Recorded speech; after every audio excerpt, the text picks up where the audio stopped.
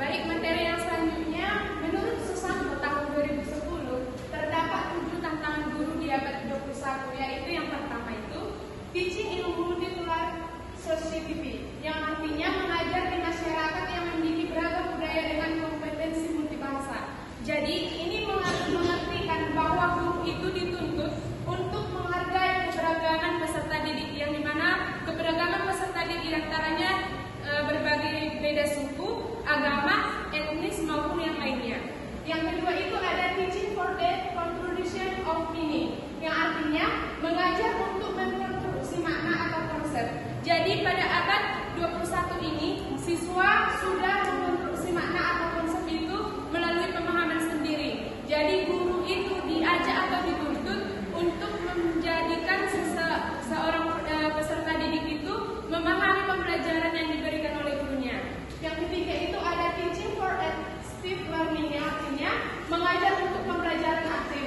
Jadi pada abad 2021 ini siswanya harus belajar secara aktif. Jadi guru dituntut untuk pembelajaran yang lebih aktif dalam pemilihan pengerjaan kelompok, eksperimen, atau hasil yang lainnya. Yang keempat itu ada teaching and technology atau mengajar dengan teknologi. Seperti yang kita ketahui bahwa teknologi pada saat ini sudah sangat canggih. Jadi di sini guru dituntut untuk memahami berbagai macam teknologi. Di antaranya guru dapat menggunakan platform digital, menggunakan media atau aplikasi tertentu. Yang berikutnya itu ada teaching with new view about abilities, yang artinya mengajar dengan pandangan baru mengenai kemampuan. Jadi peserta didik itu mempunyai banyak kemampuan, yang dimana seperti kemampuan pada bakat, potensi, ataupun yang lainnya. Jadi guru dituntut untuk menghargai kemampuan tersebut agar peserta didik dapat mengembangkan potensi masing-masing peserta didik tersebut. Yang keenam itu ada teaching and cause, artinya mengajar dan pilihan. Jadi di sini peserta didiknya itu memilih apa saja bakat yang dikemukakan atau yang dimiliki oleh peserta didik tersebut. Jadi gurunya di sini memberikan peluang atau pilihan kepada peserta didik tersebut.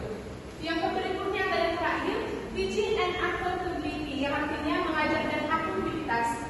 Jadi di sini guru harus bertanggung jawab kepada pembelajaran peserta didik, di mana guru harus membuat atau memberikan kepada peserta didik bagaimana mereka menilai sehingga membuat laporan kepada sekolah, orang tua maupun lingkungan masyarakat.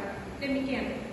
Jadi di zaman sekarang itu guru harus bisa mengikuti perkembangan zaman yang ada. Nah, dalam menghadapi perubahan tersebut, guru dituntut harus memiliki kemampuan beradaptasi dengan berbagai perkembangan yang ada dalam pembelajaran tersebut.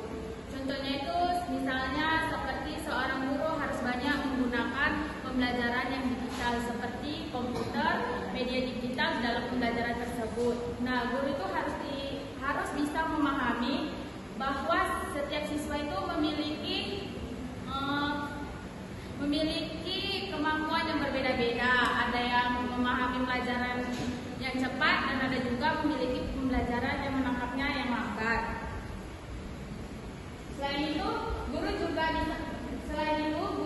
memiliki tanggung jawab. Selain itu, guru juga memiliki tanggung jawab untuk menanamkan nilai karakter siswa serta mempersiapkan peserta didik agar mampu menghadapi tantangan global di masa depan. Oke, selanjutnya akan dijelaskan oleh teman saya.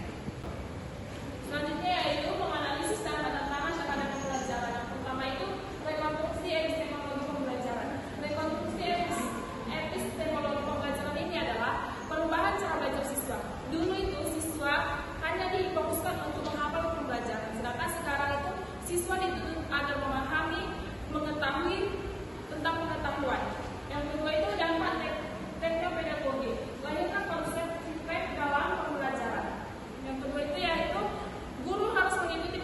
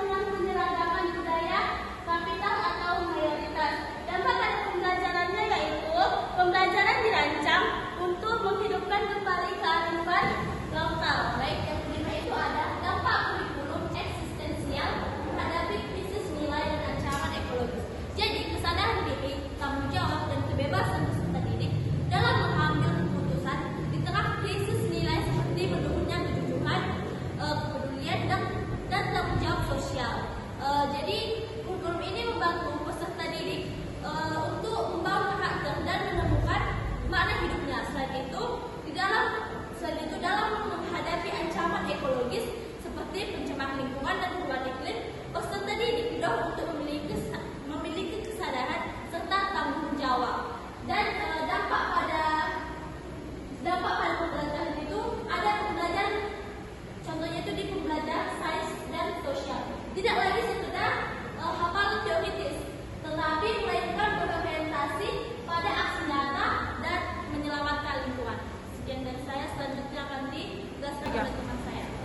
Jadi di sini saya akan menjelaskan sintesis solusi yang dapat dilakukan guru SD dalam menghadapi tantangan abad ke-21.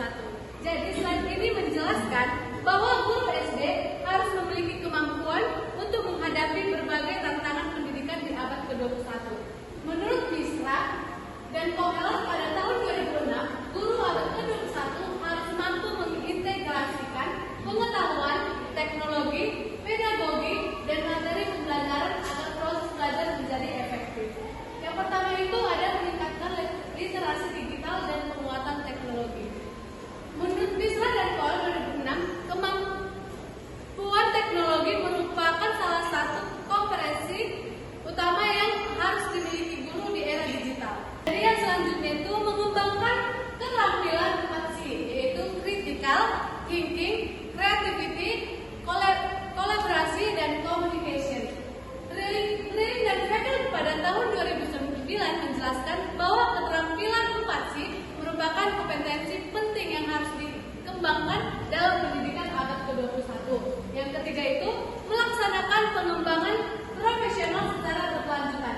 Menurut Darling, Hammond pada 2017, kualitas pendidikan sangat dipengaruhi oleh kualitas guru. Oleh sebab itu, guru harus terus mengembangkan kompetensi melalui pelatihan, seminar, workshop, komunitas belajar, maupun kegiatan penelitian tindakan kelas.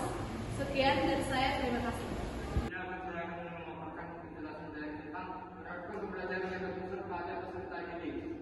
Menurut Jen Figir, pengetahuan dibangun secara aktif dan peserta didik melalui pengalaman besar. Sementara itu, guru juga mengubah pembelajaran menjadi tidak berpusat lagi pada guru melainkan pada peserta didik. Selanjutnya, memperkuat pendidikan karakter. Menurut Thomas Licona 2012, pendidikan yang baik tidak hanya mengembangkan kecerdasan intelektual, tetapi juga membentuk karakter yang baik, di mana pembentukan karakter ini sangat dibutuhkan di dalam pembentukan pembelajaran yang intelektual maupun kompeten. Selanjutnya meningkatkan kemampuan adaptasi dan inovasi. Menurut Alvin Toker, tantangan terbesar pada adaptasi bukanlah buta huruf, melainkan kemampuan seseorang untuk belajar menerapkan pengetahuan lama, mempelajari hal-hal baru, di mana dia betul saat ini dituntut agar siswa dapat mengenal huruf dan tidak buta huruf. Yang ketujuh, selanjutnya memperkuat kolaborasi dengan orang tua dan masyarakat. Menurut Jason, keberhasilan pendidikan anak dipengaruhi oleh sinergi antara sekolah, keluarga, dan masyarakat. Di mana pembelajaran juga dilakukan oleh pihak dari sekolah, keluarga maupun masyarakat. Di mana dari semuanya itu mempunyai peran masing-masing untuk membangun karakter siswa yang menjadi sangat bermanfaat untuk pengembangan pembelajaran. Sekian. Oke, baik. Kesimpulan yang dapat kami ambil yaitu abad